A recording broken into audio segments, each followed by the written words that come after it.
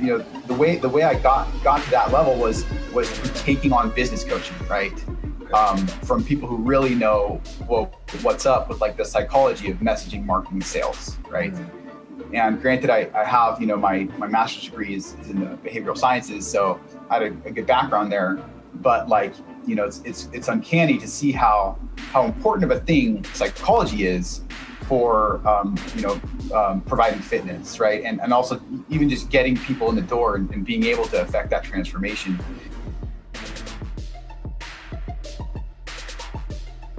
Or I'll go into groups, right? And I will sometimes I'll post my own workouts, sometimes I'll post, client results before and afters and stuff with a write-up. And, what I try and do is I try and give a personal story. That's kind of my trademark right now, to talk about my connection with the athlete, right? Because I'm having all these long-ass, weird-ass messenger conversations about all kinds of cool ideas like, leadership and service, and just the good stuff, with so many of my clients, right? And the ones who want to engage on that level. And, then some of them will get on the phone and they'll talk about their, whatever it is, problems with their girlfriend, or I don't care. I'd love to just be there for these guys,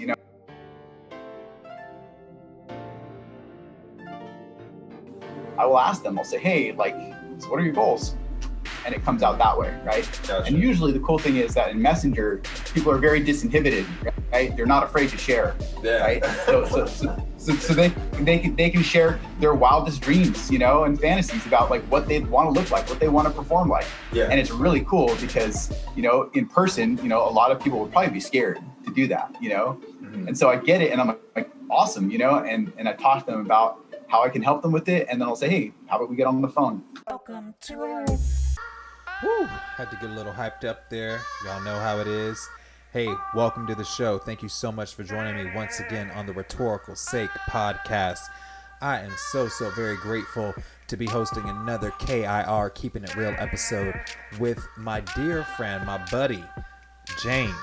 He is the CEO and founder of an online coaching business venture that is successful called Fight Fit Training, fightfittraining.com, and it's specifically geared towards veterans, servicemen, so civil servants, and it's really inspiring. He really lets down his wall. I mean, you see these big guys, they're all tough and brawny in the gym, huge muscles, racking weights, lifting weights, throwing weight around, things like that. What a lot of us aspire to do and be. Well, he's doing it, and he's helping others in the process. Before we jump into it, I just want to remind everybody, hit me up at erhunter.live. That's erhunter.live. That's my website where you can find me, a little bit more information.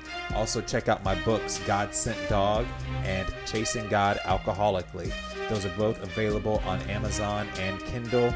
I'm going to be doing some audiobooks here soon, so, stay tuned, but you can read them first, because who knows when the audiobooks will drop, but I do know the literature is already out there. And, in these times where we're, staying home or socially distancing ourselves and we're kind of running out of things to watch on television, or we're just kind of burnt out from working at home, from sitting at the computer, I get it. A good read is always vital. And these books are less than 100 pages. I wrote them from where I was at. I am a creative, I am an artist, and I needed to express myself. I have the gift of literacy, and I'm a writer. I've been told that I gain momentum when I write, and I've gotten some pretty darn good reviews. So I would highly recommend my books, God Sent Dog, as well as Chasing God Alcoholically. If you want to contact me, I'm on Instagram at The Rhetorical Sake, Facebook at The Rhetorical Sake, Twitter Sake_podcast. That's SAKE_podcast. Should have thought about that before I chose that handle, but oh well. So here we are. We're about to dive into what inspired my buddy James. I'm not going to butcher his last name, but he's going to announce it here, and it's in the show notes, to start and thrive with this business that was really ahead of a wave of online ventures. Fight Fit Training. Check it out, fightfittraining.com. I'm really grateful that he took the time to talk to me, and I'm grateful that you all are here tuning in. So from wherever you're at, thank you, and let's dive right in. Here we go. Welcome to our... Boom. All right, James, welcome to the Rhetorical Sake podcast. Thank you so much for joining us. How you doing? I'm doing good, Eric. How about yourself? I'm good, man. I'm good. I saw you on Facebook getting after it. So you got your own workout regimen or any goals you're trying to reach right now? I see, I don't know. Like, how do you map that out when you're the coach? For sure. Well, usually the long and the short is, like, lately I've been actually hiring coaches myself, which I think is really indispensable for me, both as an athlete and as a coach. Just because, like, you get to a certain level and you become your own worst enemy, trying to make judgments for yourself. There's a lot of complex reasons for that, but right now, I am programming for myself. I just got off a long training block with a coach of mine who I really enjoyed working with. And I'm just kind of taking some of the tools he gave me, trying to sort of reimagine them and do a routine up my way. And yeah, I've got some goals. I want to lose some weight. I want to I'm getting back into running. I want to start running and lifting regularly. And perhaps, like, once the sort of lockdown thing dies down, get back into BJJ full swing, just because that's been a huge hassle trying to make that work with the COVID restrictions. So those are kind of my goals right now. Now, for the audience and for me, BJJ, what does that stand for? Brazilian Jiu-Jitsu. Okay. That's I assume that, but I don't want to assume. But yeah, what you just said, it reminded me of a saying I've heard, that every man or every master was once another man's fool. So in order to, like, learn and train, like for me, what I'm doing, like spiritually or whatever with sobriety, it's like I gotta, not overthink it and let myself, get trained by somebody else. So I respect that too, because it sounds like you're going through the gauntlet as well. And a lot of times what I see, like on television and stuff, with like people losing weight, they're getting coached by these people that are in pristine shape. Not you are, don't get me wrong, like clearly strong guy, but I'm like, you're coaching, you're yelling at this person to keep going, but do you feel it how they feel it? I mean, can you relate to that? Oh, 100%. Yeah. Like, there's always some next level, like, my goal with this last coach was to hit certain numbers on the power lifts, and also to, like, get back into running full swing, and to hit, like, certain times on my runs. Cause, for the populations that I'm primarily coaching now, military, law enforcement, fire EMS, they have to have all these capacities. They're what we call in the industry obligate hybrid athletes, right? Okay. Which means that they have to have, like, a very high degree of cardiovascular fitness, as well as, like, a high degree of, like, explosive anaerobic limit strength, right? So gotcha. you have to have both of those things. And the coach I was just with, he's a professional strongman. He has, like, 6'2", 220 as of last year, and he can, like, squat and deadlifts, I don't know, like 5, 6, 7, upwards of 800 pounds, and he can, like, press overhead, like over 440 pounds, like insane. Well, all right. Yeah, but the thing is, he can also run, like, a sub 6-minute mile, and he'll run ultra marathons and stuff. Okay. So, like, obviously for him being 28 years old to be able to, like, do all this stuff, or 29 now, like, there's something going on there, like, beyond just genetics. Like, there's some serious technical knowledge that he's had to implement to be able to get to that level. And so being able to coach under him, I thought I knew what I was doing. With my athletes, I get them great results at the level they're at. But it was a complete eye opener, in terms of the techniques and tactics, and the like, lack of knowledge that I have, like the all the tools that I don't yet have, or didn't yet have in my toolbox, that I didn't know how to implement at all. Okay. So I don't know if that answers your question. Oh yeah, for sure. Now, the Brazilian Jiu-Jitsu, have you had to use that in real life applications? Like, oh yeah. Oh yeah, really? Can you name an example? Yeah. So remember, I first got involved with, Pepperdine folks like yourself in about 2010, 2011. That's when I started to teach jiu-jitsu down there. I had a former mentor of mine sort of egg me onto that. I was working for him at his patent law firm in Malibu as a patent agent or like an admin assistant at the time. Okay. And he was like, yeah, like you could totally teach jiu-jitsu at Pepperdine. Here's how you do it. He'd attended Pepperdine Law. And so I got going there, teaching jiu-jitsu there, and I was training at the time. But at the time, like one of the major sources of my income was like working as a bouncer at all these local nightclubs and bars and stuff, right? Okay. And I don't know if you remember Cisco's Westlake when it used to kind of go off. I ring some bells. Okay. So right on the corner of Westlake Boulevard and Townsgate, there was this little cantina that for, I don't know what it was, maybe 2 or 3 summers, it was like the place. Like people would drive up in droves from Los Angeles to the Canal Valley to go to this nightclub that happened on the weekends at Cisco's Westlake, right? Okay. And like we would have like 500, 600, 700 people in and out of this venue in a night. The fire department would come and shut the place down. And I was part of like a 12-man crew of bouncers, right? Okay. And on the worst nights, we would have like 6, 7, 8 fights pop off, and we just all swarm. And granted, this was kind of like high romance for me. This was about as exciting as my life got in my mid-20s. But like, I had fun. Like it was really dangerous and stupid, but you know, like, yes, a lot of people were put to sleep safely and came out of it. Let's put it that way. Well, that's what is that? Obligatory for you to be in shape enough and knowledgeable enough and experienced to handle a job like that. So kudos to you.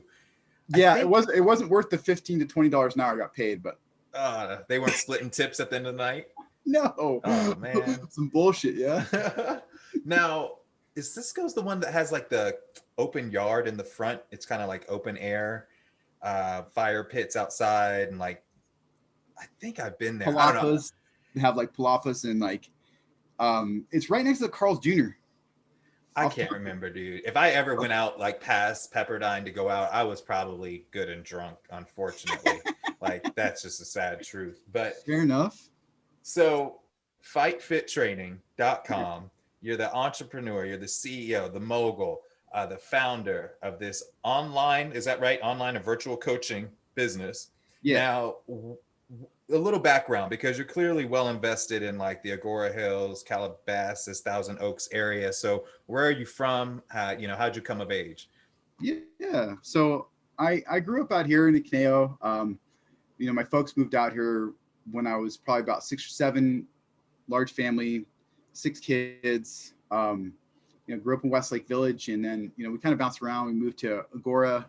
We moved to 3 Springs in Westlake, and then, I think it was about, I don't know, my 19th, 20th birthday. That's when I finished up at Moorpark College. I transferred to USC. I finished up with a bachelor's in philosophy there. Had wrestled in high school. But then, like after that, when I sort of came back home to Caneo after college, I went overseas, got a master's degree in philosophy and psychoanalysis from the University of Essex. When I came back home from all that, like I decided to get into training Brazilian Jiu-Jitsu and like stand-up fighting, like Muay Thai and stuff at Boss Rutan's Elite MMA, which is also in the Caneo Valley. And I was still working out at the time. I'd worked as a personal trainer and stuff, and but what I started to do is I started to sort of think about how to effectively, do strength and conditioning like the way that I felt it should be done for like the combat and contact sports, really, mostly combat sports, like what is the importance of strength versus, aerobic endurance for a fighter? Like what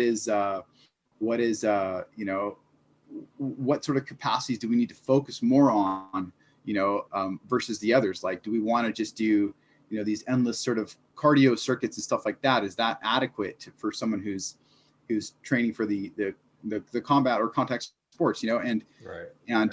So that's when sort of the Fight Fit training concept was born. Right. Okay. Nice. And you were kind of ahead of this curve of virtual everything, digital everything before COVID. How has business changed since 2020, if at all? Yeah. So I was taking in-person clients in 2019. In 2020, I'd already transitioned to exclusively online. But yeah, I mean, as of 2020, for me, it was just a big, another reason to double down in the online direction and to really try to grow as much as I could possibly in that arena. Yeah, a lot of us, I think, we're kind of scrambling these last like 6 months when we realize, okay, like this really isn't going anywhere, and like I need to learn how to like make ends meet, and get used to this. So that's awesome, man. Now, when you work with servicemen from the military, from civilians, you have a little bit of background with being in the Army, I believe. Do you want to talk about that a bit? Just like what happened, or maybe like, you know, where's that respect, that honor come from, where it's like, okay, I want to dedicate this passion of mine to these folks? 100%. Yeah. And so let's get into that story. So basically, it was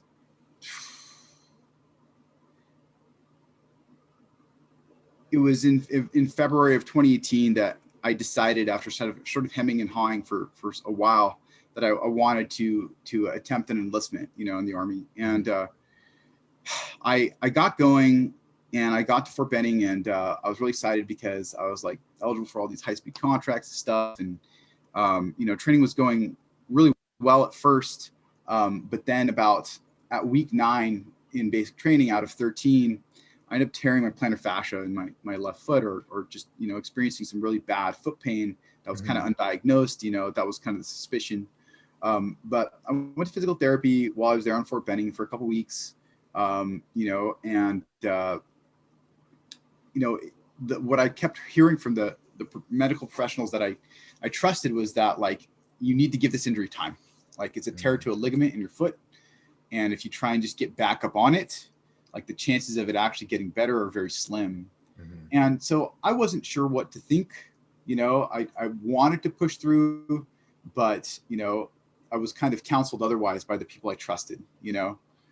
And so I came home, and I was actually really devastated by that, you know, to be honest. Like, that was really painful for me. That was like, you know, this childhood dream just went poof. And from there, I sort of just started to try and pick up the pieces and start with my online business again, which I had been running before leaving. But at that point, this sense of mission of like helping, you know, younger service members, especially, to get the care that they needed to really fulfill on the mission without like questions, without doubts of whether or not it was going to be good for them in the long term, you know, about whether or not it was going to be sustainable. That became the sort of driving force for me. Okay. Wow. Yeah. It's so funny you mentioned Fort Benning on a side note, because I grew up military brat. A lot of my uncles I'm named after two. Like, my dad was an airman. My great grandfather I'm named after was one of the first Black Marines. So I grew up at Fort Benning, like many a days in my childhood. So I know that base very well. Not that I ever enlisted, because I'm my mom's only child, and she's like, "You're not going to the military," you know.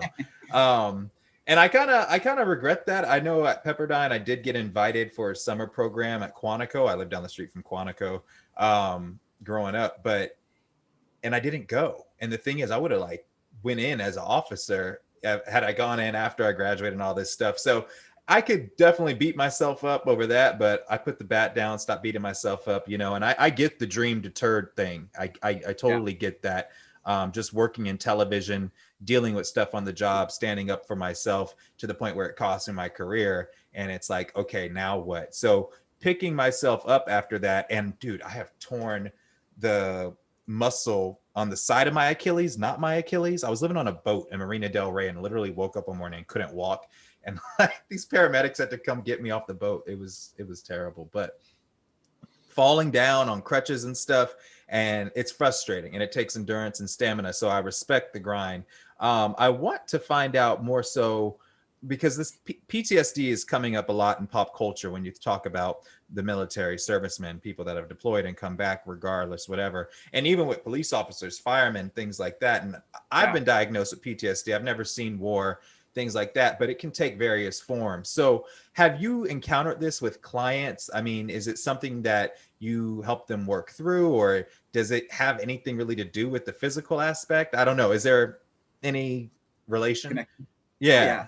Yeah, I think so. And so, it's funny because I talked to one of my soldiers that I was in training with last night, and I got to hear about his life story, and it was really intense, because I look back at my story and the things that I've been through, and I see that, like, in many ways, my life and my the trajectory of my life has been kind of like a compensation for, or a reaction to certain traumas and pains I've endured.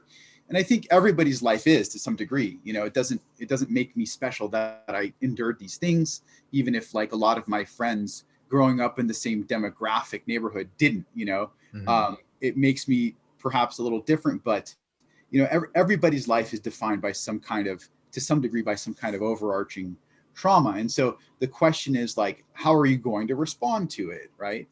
We all endure painful and difficult events in life. We all endure failure and loss, and we have to expect to be able to fail and to lose things, and to endure hardships a lot in life. Yeah. Just as human beings. Like, that's the name of the game. And so the question always is, how do you respond to it? Like, how are you, like, do you get back up on your feet? How quickly do you get back up on your feet? What do you do to compensate? What do you do to turn, your failures and your losses and your hardships into lessons, or into wisdom that you can draw on, and that you can, move forward with, stronger, right? Right. And so, with respect to, like, the physical connection with PTSD and stuff like that, right? What happens with a lot of people who endure, traumatic stress or complex trauma, or however you want to put it, like, the tendency is for our executive function to, like, fall away. The tendency is for our ability to make good judgments for ourselves to sort of go down the tubes, or for our desire, our drive, or even our will to live to sort of diminish, right? Okay. And that's when, like, the knowledge of, like, the need to rebound from that needs to become sort of omnipresent in one's mind. Like, you need to be ready to take that next step, to move on, and to sort of double down. Like, when something bad happens, you need to be ready to double down on coping with it properly. And I think for the populations I serve, there's almost nothing better than structured, goal-oriented exercise. Something bad happens. Okay, like, you endure some kind of a hardship or a loss. Like, that's the most important thing for you to do, is to not fall off on your routine of self-care. The most important thing for you to do is to take on another mission, another purpose, another goal, to have something to strive for. And I think that's how I've been able to sort of help safeguard a lot of these folks from the tendency to just sort of lay down on the ground when something really challenging, and perhaps traumatic happens. Yeah, and I'm guilty of that. I mean, I think the older I've gotten, the less so, because I'm seeing, and I needed to hear that for sure, because even today, this morning, I experienced a form of rejection on something that I was really looking forward to, something that would help me feel more secure and safe, especially going into now, this next year, 2021. And I still went to the gym. I didn't feel like it, but I hear my boys that I talk to, a lot of times it's on Instagram, DM, things like that, but some guys from Pepperdine, and they tell me, you go when you don't feel like it. And a lot of motivators I listen to on podcasts, I've been reminded more recently, and I think I needed it, all kind of lined up to where I needed that to be prepared for this. so that it's not really about what I feel. Keep giving myself these affirmations, keep pushing through. But I've been the guy in the gym that literally like will throw down, just start crying because I can't get through that fourth set. Like literally crying. Probably took too much test boosters. I'm like, I don't know why I'm so emotional. It's like, it's okay, man. It's those pills we took a couple of days ago. Funny. But so is there a man, and I was not expecting that, a philosophy degree, and you studied in England or the UK? Yeah. Essex.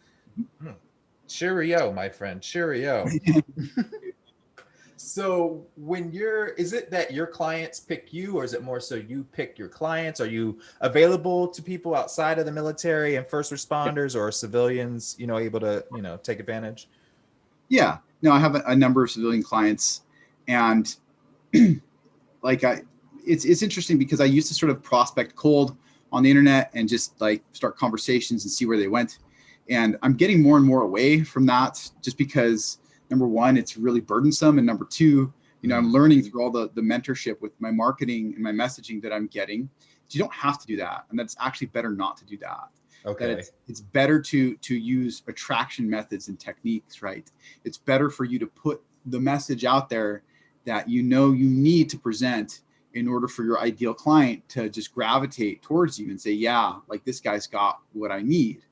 And so that's kind of the big long game that I'm working on right now, if that answers your question. Yeah, it reminds me of this saying, attraction rather than promotion. It's like, I don't really have to force this on you. If it's something you want, you're going to feel it. You're going to see it. You're going to see that glow. So I'm all about that. And it's definitely helped me with stop projecting my expectations on others, stop trying to form an opinion on how people should act or what they should do, when really I should just be concerned about myself. But so there's not just one standard plan. There's not like a menu item that you're giving your clients. This is very personable. It's very specific. What can clients expect from you? So when people onboard with me, the first thing I do is to assess their goals, right? Okay. Because everything is goal oriented. Everything is results driven with what I do, and that sounds more like kind of a marketing tagline these days than anything, but it's true, and that's kind of like the integrity to the process that I offer is there's a guaranteed result that's tangible, and sometimes that falls within a range, but still like, what we do is we take stock of certain data, certain analytics, right? I get them to assess on different dimensions of their fitness, usually like the big three lifts plus the overhead press and like maybe max pull-ups and some kind of a rowing movement. I take all that, I take the data from that, and I draw up a program by the numbers. I usually about 6 to 8 different like assistance movements a day, one core movement a day. I typically run, either 3 or 4 days a week, training cycles, strength and resistance training wise. I add some calisthenics to those who want it, for those who want it and need it. And then I also offer like custom cardio programs that dovetail with that, to where it's like, okay, you want to drop 3 minutes off your 2 mile run. We can do that, in the course of 2 to 3 months and get you stronger at the same time. Right. Sick. So that's basically it. There's not much more to it than that. Even though obviously it can get complex, and there's, strength and conditioning is an art, and there's a wide variety of different techniques and tactics and methods that I will implement, ranging into the hundreds, from exercise selection to set and rep schemes to rest intervals to whatever it may be. Okay. Right on. Now, are you also diving into like diet and supplements, things like that for your clients? How would you, any suggestions, or like not necessarily suggestions, but what's the game plan there? Obviously each person's different, but. Yeah, 100%. So with diet, I have a method that works really well, and it basically plays off of one's natural eating habits and just closely monitoring energy consumption versus workload, right? Okay. It's not like, I'm not going to say it's like proprietary. It's pretty standard, but think what most people need is just something simple like that, and to be held accountable. For supplementation, there's stuff that I recommend, but all that stuff is mostly icing on top of the cake, you know? Okay. And so that sort of stuff it's almost like for client satisfaction, retention, you know, like some of the supplements I would say can be very instrumental. You know, a couple different things I recommend, like HemaPro, I think I mentioned. It's like a vegan sourced amino acid supplement that I prefer over whey protein personally. Or, you know, there's certain like pre-workout products that I'll recommend that are typically like a lot lower on stimulants, just because that's kind of like a harm reduction strategy that I use with my clients to also get them better results. Because if they're jacked up on caffeine all the time, they can't sleep, then they're not going to recover. So, you know, I can leverage that. We're like, what's a good pre-workout? I'm like, here's one with no caffeine in it. Watch how much better results you get just because we took the caffeine away. But, you know, you can think that it's the magic sauce, and that's fine, you know, like, but it's good stuff. You know, it has a lot of good stuff in it too. It's a transparent lab stim free. It's the only pre-workout I would recommend, clinically dosed, caffeine free. But again, all that stuff is kind of icing on top of the cake, you know? Gotcha. I mean, there's just no way there's the meat of it, the standard, like, got to do the work. This stuff is not just going to hand it to you. Yep. Yeah. Okay. And the truth is, Eric, 90% of people are focused on that 10% of stuff that doesn't matter, like supplements. And some of my most effective memes in getting engagement online have been just to be like, you know, hey, you know, you're changing your pre-workout isn't going to be transformative for your fitness. I hate to break it to you, you know? And the kinds of reactions I get where people are like, I resent this because it describes me, you know? Are they saying it like that, or are they being a little bit more nasty? Yeah, no, they realize that everyone's just chasing after that magic pill in a bottle, you know, that isn't, it's not real, you know, there's nothing out there. And I mean, I'm guilty of it, but at the same time, I think in 2016 was the most transformative 4 months I experienced. I was in a relationship with my trainer, which was not healthy, but I would, you know, we'd take a bong rip and then like chug pre-workout on the way to the gym. And then all of a sudden, like my skin's itching and I just go in the gym like crazy lit up. Like it was not good. Like I don't ever want to be at that point again. I remember doing some pull-ups or something and I'd never done that many pull-ups. And I thought I was having a heart attack, and I've had a heart attack, you know, last year, but I was 26 at the time and my chest had never got those muscles had never been torn before. And I was like, oh my God, I think something's wrong, you know? So I kind of learned my lesson with all that. I'm more of a coffee and maca powder. It's like a Peruvian superfood. Yeah, I love that stuff, man. And I ran about 8 miles on Sunday or Saturday, a couple of days ago. But today I went for a run and I was icing my leg last night, and I found it doesn't hurt too bad. It's kind of achy, but I'm limping when I run. So I just called it off. I'm like, dude, listen to your body. You know, don't try to fight through it. Just go home and like let it rest. I guess I don't know what else to do. As frustrating as it was, because I could really use a run today mentally, but it is what it is. I don't know if you have any comments on that. Yeah. I mean, rest it up, and you know, you gotta make sure that soft tissue isn't all compromised before you hit another one. Gotcha. Yeah, just got to be patient with it. Now, do you have what is your make and model? Like, what's the ethnicity? Is it because I know your last name, I've never seen it before, so I'm just wondering. Yeah. So my father is Armenian, and my mom is like mixed white American, like German, Welsh, Hungarian. Okay. So a lot of because I know you said he was selling Persian rugs, the family business. Yeah. Okay. So I just had to ask. Now, is there a spiritual? Do you find yourself like meditating or anything like that, or doing some type of like holistic mental or spiritual therapy, or is it more so like kind of go? Is that something you even want? I mean, I do it just because I don't know. It's all I know at this point.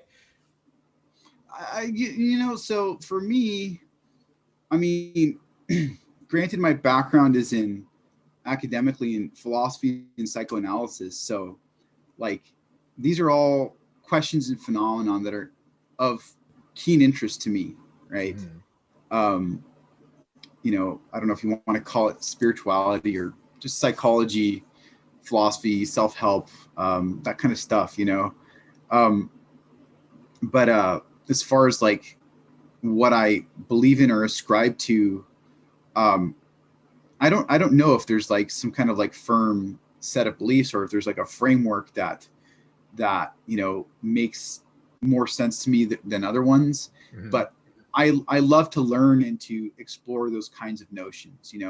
I love philosophy and psychoanalysis. I read routinely on it, or I have in past years, and I feel like my life is really enriched by it. But also, I get a lot of coaching, in terms of business for my mindset and stuff like that, and that sort of keeps me on my toes in that arena as well.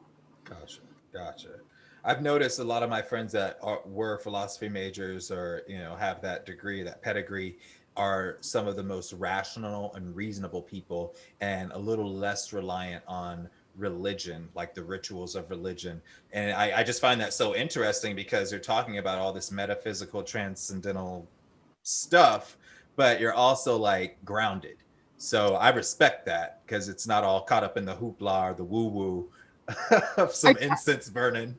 I try, I think one of the most important things to realize for, people who take on the pursuits that I have intellectually, is like, we don't ever escape our own little like neurotic rituals and propensities. There's always some kind of like proneness to irrational fears and insecurities and things of that nature that like do play a driving force in our lives.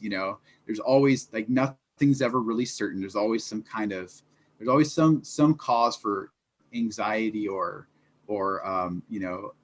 fear that's just kind of lurking in the background. And so, I think that, me sort of, taking the intellectual pursuits that I have is for certain been a way of me trying to shore myself up against all that stuff. Yeah. But like, obviously I can't claim immunity to it, I think is what I'm trying to say. And so Gotcha. it's really important for me to be honest with myself and others about that.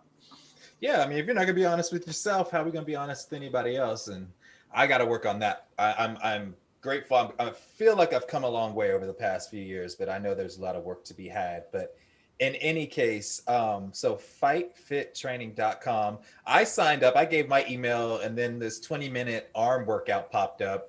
I tried to do something like it. What's the motivation? What's the inspiration? Have you gotten some good feedback with that? Yeah, I've had some people use that and tell me that they enjoyed it. But that's kind of just like a lead magnet. It's to give people a little taste. Yeah. And for them to be like, oh, I'm intrigued. Tell me more. Yeah. Maybe it's not working quite as I'd hoped, but hopefully you got a something of a good experience out of it. Yeah, no, it's given me definitely some objectives to reach. I mean, I always had my little cable routine, but that was definitely more disciplined, more structured. And I also learned some new moves like the straight arm pull down, I think. Yeah. So I'm all about that life. Well, yeah, if there's, before we end this thing, I'm not going to hold you up for too long today, but, is there any parting words for just anyone looking to get active, to get fit, or, that may have served and just to reach some goals? Like, I see these great before and after pictures that you post of your clients. Like, what would you say to somebody that wants that? Stop waiting, stop sitting around and thinking to yourself, boy, it would be nice. The sooner you get in motion, like the sooner you're underway to really achieve what it is that you say you want to. Right on. Hey, nice and easy. Just got to do the work. I love it. Well, James, I really appreciate it. Can you pronounce your last name for the audience and for me one more time? Of course. Deirmendjian. Deirmendjian. All right. Fightfittraining.com. You're on Facebook. They can reach you there, but it's pretty straightforward. I appreciate you coming on the show, man. I think that's very poignant, great interview, straightforward. You know, we got you. So I appreciate it as well, Eric. Thanks for the opportunity. hey, no problem at all.